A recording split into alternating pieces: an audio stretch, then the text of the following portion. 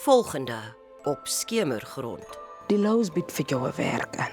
Dis die beste iets in 'n lang tyd. Ek weet nie wat om te sê nie. Amber, bly eerder weg toe, asseblief. Maar jy sê nou net Flikom was dit nooit nie. Dit beteken hy is nêrens naby gemoestraf nie. Wat as ek by die Wolftrap page ingaan? Nie van myself nie, maar om te help met Darren. Dis Darren. Hy's besig met 'n livestream uit die dorp uit. Kyk. My werk is deel van my identiteit. En om dit weg te wens, is om soos 90% van wie ek is te reject. Moenie, Darren. Moenie die mense doodmaak. Die probleem is, jy's die kind.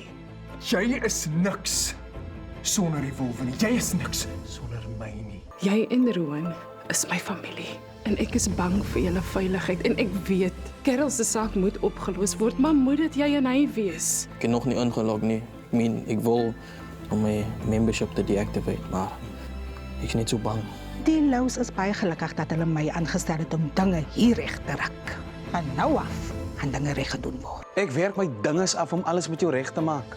Maar al wat ek kry is net 'n koue skouer. Vergeet dat jy vergifnis verdien. Maar weet Tannie miskien waar Aiden deesdae is? Nee, hy het die pad gevat. Jare gelede, toe hy Carol meisie verdwyn het. Ek probeer my bes om 'n sukses van die bestrou te maak, maar sy blok my om elke hoek en draai. Sy's onprofessioneel.